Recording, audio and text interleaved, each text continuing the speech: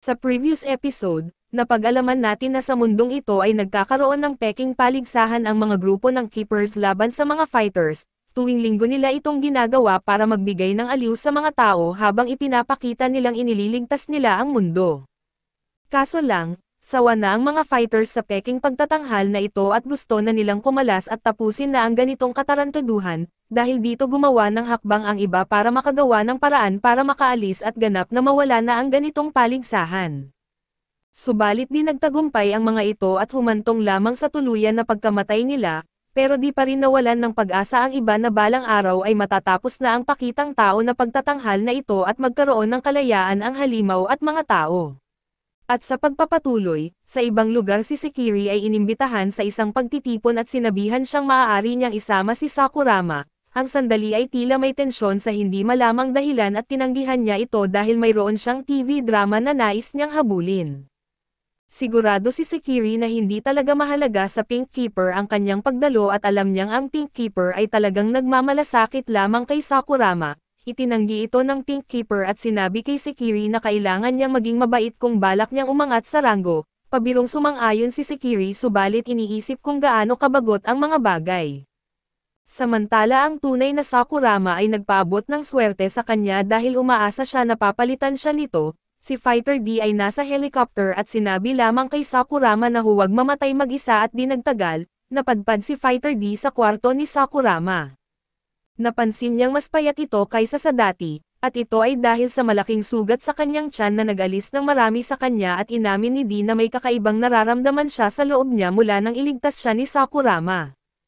Lumalabas na ibinahagi ni Sakurama kung paano siya nakaligtas kasama ang kanyang kapatid noong araw na dapat sanay namatay sila kasama ang kanilang mga magulang, subalit ang huling henerasyon ng Blue Keeper ang nagligtas sa kanila at nang magretiro ito, pinalaki niya ang dalawang magkapatid na parang sarili niyang mga anak. Hinangaan ito ni Sakurama kaya sumali siya sa mga Rangers. Ngunit natuklasan niya na ang labanan laban sa mga halimaw ay isang pagpapanggap lamang at plano ni Sakurama na ilabas ang katotohanan sa pamamagitan ng lihim na pag-leak ng impormasyon, ngunit inatake siya ng isang misteryosong grupo.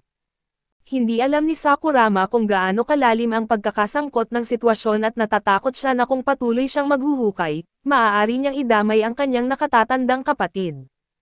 Gayunpaman ay handa si Sakurama na talikuran ang lahat upang makamit ang kanyang layunin. Samantala nais niya na si Fighter D ang pumalit sa kanyang pwesto at nainis si D sa mahabang paliwanag at pinasimple niya ito. Nais ni Sakurama na tapusin ang digmaan kaya't kailangan lang niyang talunin ang lahat ng kanyang mga kaaway. Naalala ni Fighter D na sinabi ng isa sa kanyang mga boss sa mga mandirigma na bawiin ang planeta. Ipinaliwanag ni D na ang pakikipaglaban lang ang alam niya at nagtataka si Sakurama kung ano ang balak ni D gawin sa kanyang kalayaan pagkatapos talunin ang mga Rangers. Ngunit nainsulto si D dahil dapat ay halata na dapat ang sagot. Hindi makaisip ng sagot si D, kaya nagpasya na lang siyang tutukan muna ang pagtalo sa mga Rangers at biglang may isang aparato ang gumawa ng malakas na ingay at aksidenteng nasira ito ni D.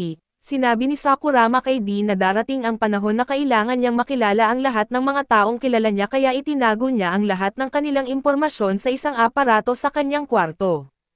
Dapat pag-aralan sana ito ni D para hindi maging halata sa mga malalapit kay Sakurama, ngunit nagulat si D nang masira ito at nagmakaawa siya sa isang tao na ayusin ito kaso hindi sigurado ang lalaki kung kaya niya. Pumayag ang lalaki na subukan ito kaya sinabi sa kanya ni D ang tungkol sa isang kakaibang ingay na naririnig niya sa kanyang silid. Pumayag siyang tingnan ito mamaya ngunit hiniling ni Sakurama na ipamahagi niya ang ilang mga card sa iba pang mga independenteng Rangers. May isang pamilyar kay Sakurama ang bumati sa kanya subalit mabuti na lang at may mga pangalan at mukha sa mga card na ibinigay sa kanya. Ang pangalan ng taong ito ay Yamato at sinabi ni D sa kanya na gusto niyang lumabas.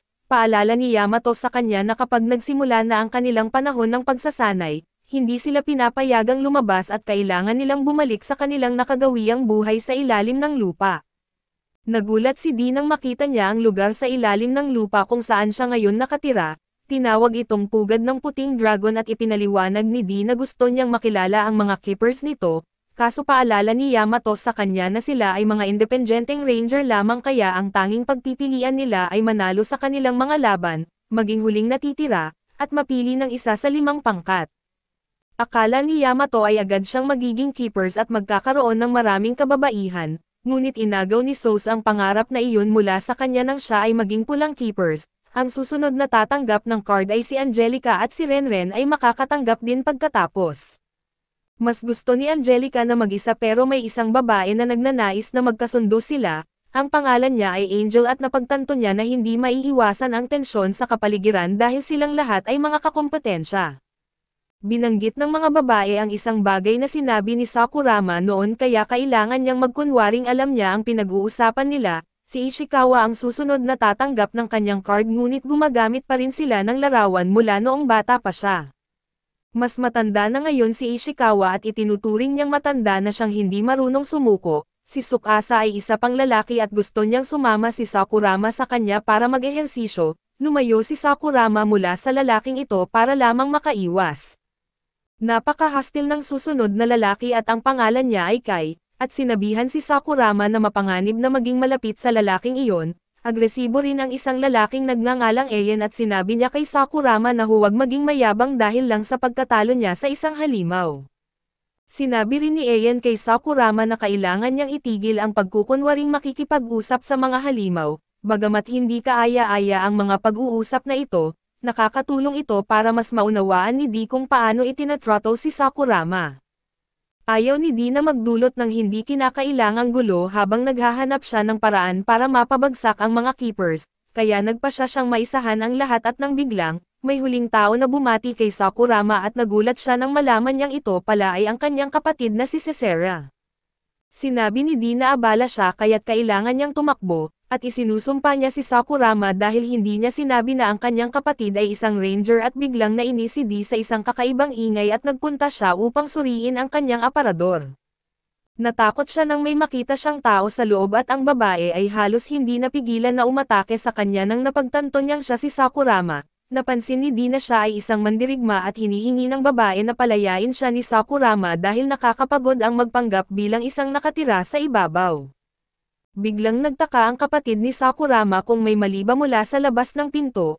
Ipinangako ng babaeng mandirigma na lilipulin niya ang lahat ng nakatira sa ibabaw subalit gagawa siya ng espesyal na exception para kay Sakurama. Nakiusap si Di na manahimik siya at sinabi kay Sera na naglilinis lang siya.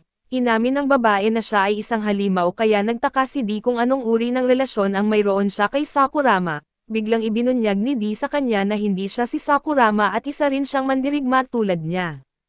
Humingi ng paumanhin ang babae sa kanyang pag-uugali dahil hindi niya napagtanto na may iba pang mandirigmang nakaligtas. Ipinaliwanag niya na matagal na siyang naghahanap ng paraan para makatakas at natutuwa siyang sa wakas ay dumating ang tulong. Kumatok ulit si Sera sa pinto kaya naisip ng babae na dapat silang magtulungan para isa-isang lipulin ang mga ranger. Maaaring hindi ito matalino na hakbang kaya sinabi ni Di na hindi ito ang tamang panahon at inutusan niya ang babae na magtago muna. Sinunod naman niya ang payo ni Di at pinapasok ni Di si Sera at tinalakay nila ang mga pagsusulit ng ranger na may mga pekeng laban-laban sa mga pangkaraniwang mandirigma. Ang pang-insulto ay nagpa-interes sa nagtatagong babae kaya sinabi na lang ni Di na may sira sa mga tubo sa pader. Dala ni Sera ang ilang mansanas kaya iminungkahi ni Di na pumunta sila sa kantina para kumuha ng kutsilyo. Matapos umalis si Sera upang kunin ang kutsilyo, lumabas ang nakatago na babae at nagtaka kung kailan sila aatake dahil naghihintay siya sa kanyang signal. Pumayag siyang magpatuloy maghintay ngunit ipinaliwanag niya na hindi siya masyadong mapagpasensya at nang bumalik si Sera, aksidente niyang nahagis ang kutsilyo patungo sa pinto ng aparador at nagtaka ang nakatago na babae kung ito ba ay isang pananambang at ipinaliwanag na nasugatan siya ng bahagya ng kutsilyo. Tahimik na humingi ng paumanhin si Di at bumalik upang kausapin si Sesara, na nagbunyag na gusto niyang umalis si Sakurama sa mga ranger dahil hindi angkop para sa isang pacifist tulad niya ang kapaligiran doon at dapat siyang manirahan sa isang lugar na malayo sa mga labanan. Nagpapagalit ang usapang ito sa nakatago na babae kaya't lalo pa siyang gumawa ng ingay at sa kabutihang palad, kinailangan umalis ni Cesare sa silid upang sagutin ang kanyang telepono. Lubhang naiinis ang babae sa tagal ng paghihintay at nagsimulang magtaka kung tunay nga bang mandirigma si Di. Ipinaliwanag ni Di na kailangan niya ng oras upang ayusin ang mga bagay dahil kamakailan lang siya dumating sa ibabaw.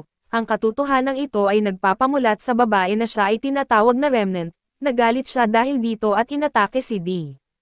Akala ni D na sila ay magkakampi, ngunit nagalit ang babae sa ideyang iyon at sinubukan niya na mapakalma siya sa pamamagitan ng pagpapaliwanag na hindi ito ang tamang panahon para makipaglaban, lalo lamang nagpagalit ito sa babae habang ipinahayag niya na ang pakikipaglaban lang ang alam niya, at ipinagmamalaki niya ito. Napagtanto niya kung bakit ayaw lumaban ni D at lumalabas na 13 taon na ang nakalipas. Nahati ang mga mandirigma at ang ilan sa kanila ay piniling labanan ang mga keepers ng dragon hanggang sa wakas, habang ang iba na tinatawag na niya ngayong mga remnant ay tumangging lumaban. Siya na lang ang natitirang mandirigma mula sa grupong piniling lumaban at ayaw niyang kumalat ang kaduwagan ni D sa kanya. Nagalit si D dahil hindi alam ng babae kung ano ang pinagdaanan niya sa nakaraang 13 taon at sinabi ni D na tama siya at nagpasya silang magwala na lang. Naniwala ang babae sa kunwaring pag-uugali ni D, kaya't pumayag siyang bumalik sa pagiging isang nakatira sa ibabaw para mapabilis ang kanilang mga gawain. Hindi siya bihasa rito kaya't tatagal ito ng oras. Ginamit ni D ang oras na ito para maghanap ng isang kahon at nang matapos siyang mag-transform, pinugutan ni D ng ulo ang babae at inilagay ito sa kahon at nang marinig ni D na bumabalik si Cesare, itinago niya ang katawan ng babae sa aparador at sinabi kay Cesare na kailangan niyang i-close ng malakas ang pinto dahil masyadong marami siyang nilagay sa loob. Gusto ni Cesare na umalis si Sakurama sa lugar na ito kasama siya para muling magsama sila. Naniniwala siya na ang pagiging bahagi ng mga ranger ay naglalagay lamang sa kanya sa panganib kaya nais niyang protektahan siya. Ito ay nagdulot ng pagkakabahala sa babae sa kahon, ngunit idineklara ni D na dumating siya para lumaban at nagiging seryoso si Cesare at ibinunyag na ang puwersa ng mga ranger ay hindi kasing tapat ng iniisip niya. Kung talagang naghahanap siya ng makatarungang mundo ay dapat siyang pumili ng ibang landas kaysa sa kanya. Idineklara ni D na ayaw na niyang tumakbo pa at kahit na hindi makatarungan ang mga ranger, hindi niya kayang baliwalain ito at pinag-isipan ni D kung ano ang gagawin ng tunay na Sakurama sa sandaling ito, kaya't sinaksak niya ang isang mansanas at idineklara na dumating siya dito upang lumaban.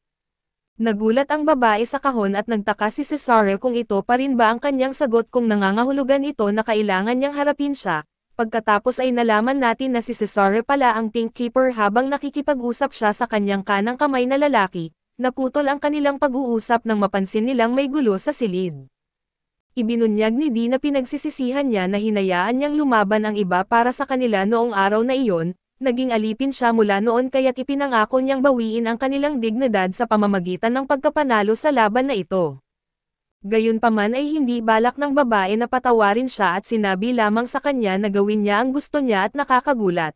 Ang tanging nais malaman ng babae ay kung ayos lang ba ang tunay na Sakurama at idineklara ni D na hindi ito basta-basta mamamatay, at tila masaya ang babae na marinig ito. Bumalik kay Cesare ay nakita natin na nag-transform siya sa Pink Keeper upang pigilan ang ilang lalaki na maistorbo ang babae. Sinabi ng isang lalaki sa iba na huwag mag-alala dahil ang Pink Keeper ay ganda lamang ng mukha ang ambag nito para sa mga Dragon Keepers kaso nagkamali siya ng lubos dahil tinalo niya silang lahat. Pagkatapos ay pinanood siya ng kanyang kanang kamay na lalaki habang humahanga siya kung gaano na nagmature ang kanyang kapatid mula nang huli niya itong makita 3 taon na ang nakalilipas. Kaso dito muna matatapos ang ating recap, salamat sa inyong panonood hanggang sa muli.